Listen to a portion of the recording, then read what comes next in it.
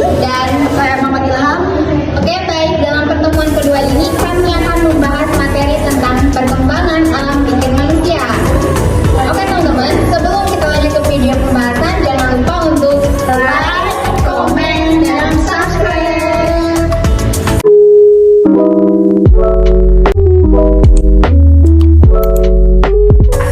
Baik, di sini aku akan membahas bagian pertama, yaitu manusia bersifat unik. Unik seperti apa ya? Jika kita bandingkan antara tubuh manusia dengan hewan tingkat tinggi seperti gajah, harimau, buaya, dan burung, jelas secara fisik manusia sangat lemah. Tetapi manusia punya kelebihan, yaitu diberkati dengan akal pikiran, budi, serta memiliki rasa ingin tahu yang kuat. Dengan rasa ingin tahu yang kuat, manusia bisa hidup lebih baik dibandingkan hewan-hewan tersebut. Kenapa? Karena dengan akal dan pikirannya, manusia bisa menciptakan ilmu pengetahuan dan teknologi. Dengan ilmu pengetahuan dan teknologi, manusia memiliki kemampuan yang lebih baik dibandingkan hewan-hewan tersebut. Oke teman-teman, mari kita simak penjelasan selanjutnya. Seperti apa sih ciri-ciri manusia dan keunikan lainnya? Let's go! Ciri-ciri manusia yang pertama, memberikan tanggapan terhadap rangsangan dari dalam maupun luar. Yang kedua, memiliki potensi untuk berkembang. Artinya manusia memiliki daya pikir dan daya cipta yang bisa mengembangkan potensi dalam diri mereka. Yang selanjutnya, tumbuh dan berkembang. Yang keempat, organ tubuh mereka lengkap dengan otak yang sempurna, berinteraksi dengan lingkungan. Istimewaan manusia, yang pertama memiliki akal dan budi, mengenal pakaian, bisa menciptakan api, bisa berbicara untuk berinteraksi, dan memiliki atau punya masa menopause. Kelebihan manusia dari makhluk bumi lainnya. Pertama, manusia sebagai makhluk berpikir dan bijaksana yang dicerminkan dalam tindakan dan perilakunya. Contohnya seperti memiliki rasa ingin tahu yang lebih sehingga terus menggali informasi-informasi terbaru. Yang kedua, manusia sebagai pembuat alat. Kenapa? Karena sadar akan keterbatasan inderanya sehingga kita sebagai manusia membutuhkan bantuan untuk hidup. Contohnya mesin dan teknologi. Yang ketiga, manusia mempunyai kepercayaan, adat, dan agama untuk menuntun hidup mereka. Selanjutnya, manusia juga bisa hidup bermasyarakat dan berbudaya karena pada dasarnya manusia tidak bisa hidup sendiri untuk memenuhi kebutuhannya. Kuriositas dan akal budi. Kuriositas dan akal budi dalam Kamus Bahasa Indonesia memiliki arti keingin-tahuan. Di dalam hewan disebut naluri atau insting yang bersifat mempertahankan kelestarian hidup dan sifatnya tetap sepanjang zaman. Sedangkan manusia memiliki insting dan akal budi, dua hal tersebut yang akan membentuk rasa ingin tahu yang akan selalu berubah sepanjang zaman dan tidak akan terpuaskan. Teman-teman, kita simak penjelasan materi kualitas dan hakikat manusia di video selanjutnya. Perkembangan alam pikir manusia. Hakikat manusia. Perkembangannya, manusia memanfaatkan akal budi yang dimilikinya dan juga ditunjang dengan rasa ingin tahu atau kuriositas.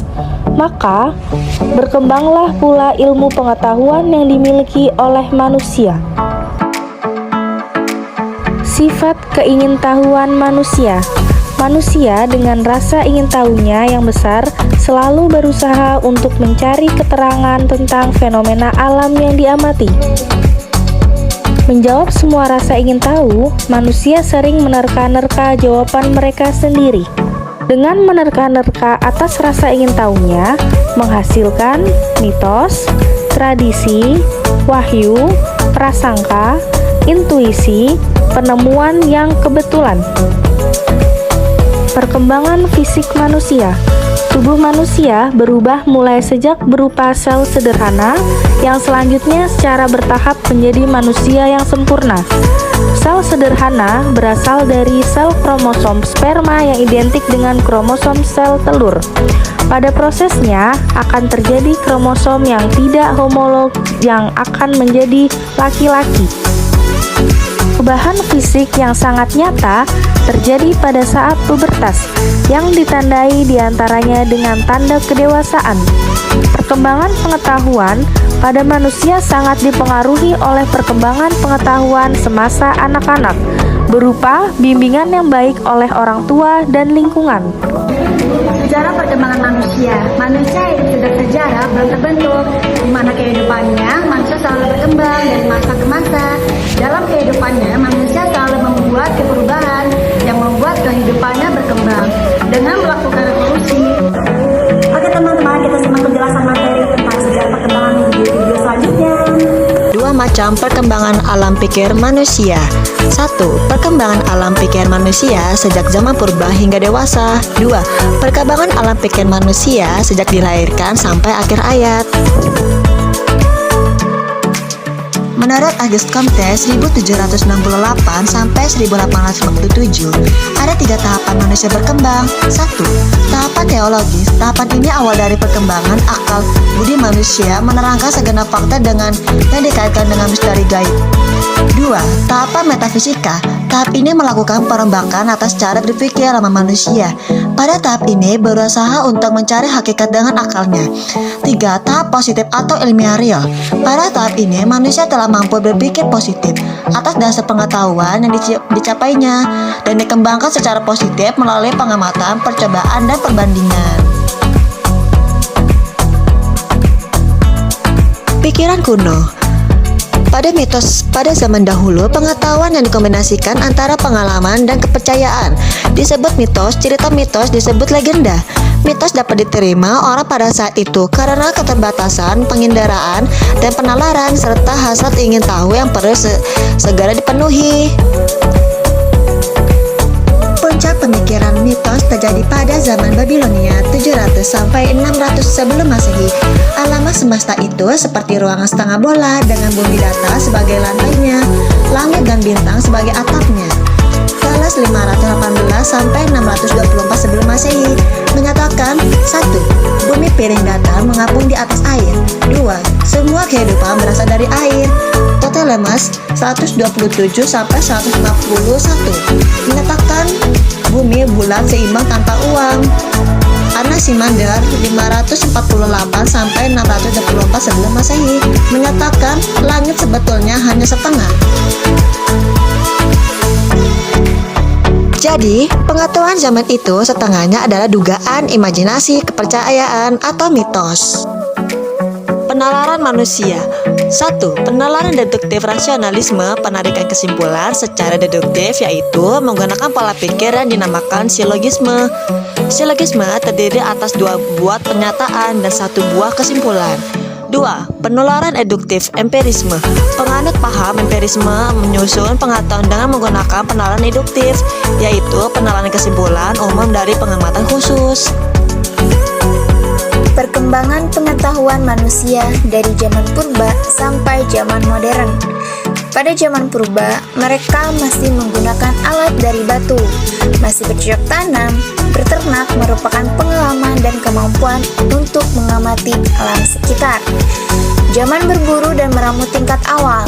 Pada zaman ini terjadi ketika zaman Paleolitikum atau disebut juga zaman batu tua. Pada zaman ini, manusia hidup dengan menggantungkan dirinya penuh pada alam. Mereka belum bertempat tinggal atau nomaden. Selain itu juga mereka memburu binatang untuk makan. Zaman berburu dan meramu tingkat lanjut. Zaman ini terjadi ketika zaman Mesolitikum atau disebut juga zaman Batu Tengah. Pada masa ini manusia sudah hidup menetap meskipun sementara. Hidupnya sudah tidak sepenuhnya menggantungkan pada alam. Selanjutnya yaitu kehidupan manusia masa bercocok tanam. Jenis manusia pada masa ini sudah mencapai taraf Homo sapiens. Artinya jenis manusia yang cerdas atau manusia yang tingkat pemikirannya sudah meningkat jauh daripada jenis manusia sebelumnya. Manusia pada masa ini sudah memiliki kemampuan mengadakan persediaan makanan, seperti menanam tumbuh-tumbuhan tertentu, menyimpan atau mengawetkan makanan, dan menjinakkan binatang. Selain itu juga manusia pada masa ini sudah memiliki kebudayaan dan kepercayaan. Kehidupan masa perundagian. Pada masa ini, manusia memiliki kemampuan baru, yaitu kemampuan dalam peleburan biji logam dan pembuatan alat-alat dari logam, seperti perunggu dan besi. Selanjutnya, keadaan manusia menjelang zaman prasejarah. Pada masa ini, manusia adalah masa di mana perilaku dan anatomi manusia pertama kali muncul, sampai adanya catatan sejarah yang kemudian diikuti dengan penemuan aksara. Pada masa ini juga, masyarakat sudah memiliki tata kehidupan yang teratur dan kebudayaan yang cukup tinggi.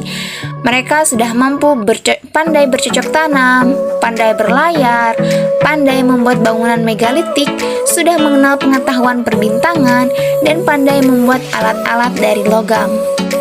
Zaman Yunani, 600 sampai 200 sebelum Masehi. Pada zaman ini, sikap dan pemikiran terjadi perubahan besar, dianggap sebagai dasar ilmu pengetahuan modern. 2. Zaman Pertengahan. Dikembangkan metode eksperimen menyangkut bidang kedokteran, farmasi, astronomi, kimia, dan biologi. 3. Zaman Modern. Pada zaman ini dianggap membuka cara berpikir yang lebih maju dan modern.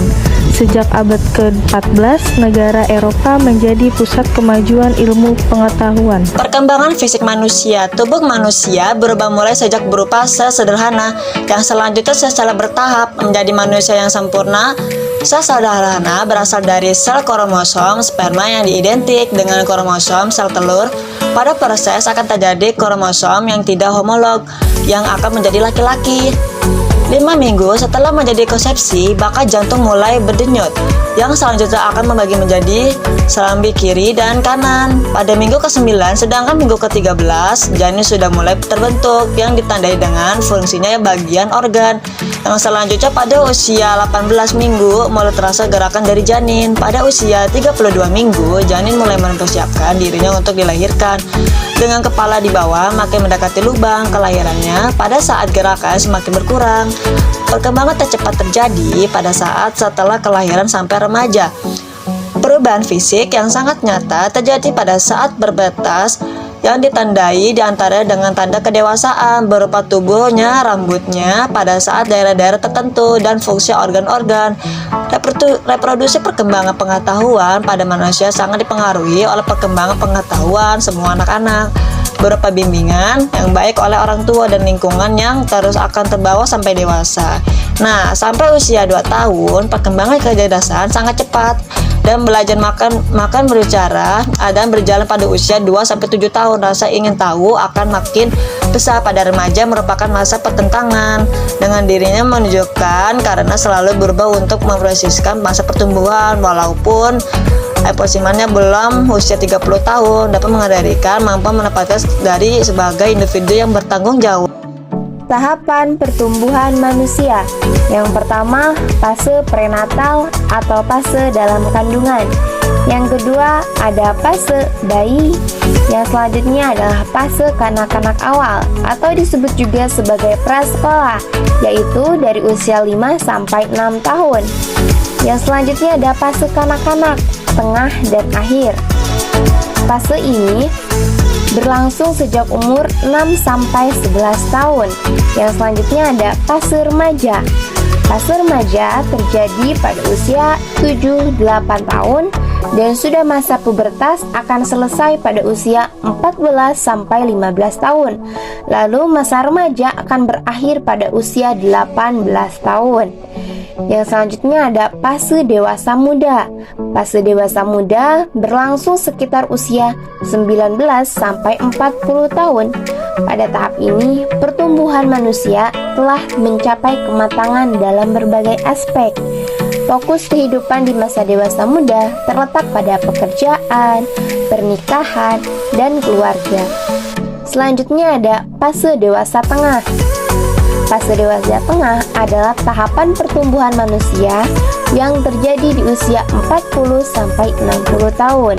Pada masa ini, manusia sudah berfokus untuk membesarkan anak, bekerja, dan ikut berkontribusi dalam masyarakat. Selanjutnya ada fase lansia atau dewasa akhir. Fase ini adalah fase akhir dalam masa pertumbuhan dan perkembangan manusia yang mengalami kemunduran. Tahap ini terjadi pada usia 60 tahun ke atas. Baik teman-teman, setelah menonton materi yang kami sampaikan, jadi kesimpulannya, pada hakikatnya manusia adalah makhluk berpikir dan memiliki rasa ingin tahu yang kuat, sehingga mereka terus menggali informasi dan pengetahuan. Perkembangan manusia memanfaatkan akal budi yang dimilikinya, yang ditunjang rasa ingin tahu atau prioritas. Jadi pada zaman dahulu pikiran manusia belum berkembang, mereka hanya mengandalkan kepercayaan atau dugaan yang disebutkan mitos atau legenda. Baik teman-teman, semoga materi yang kami sampaikan bisa dipahami dan bisa untuk pembelajaran kita pada pertemuan kali ini.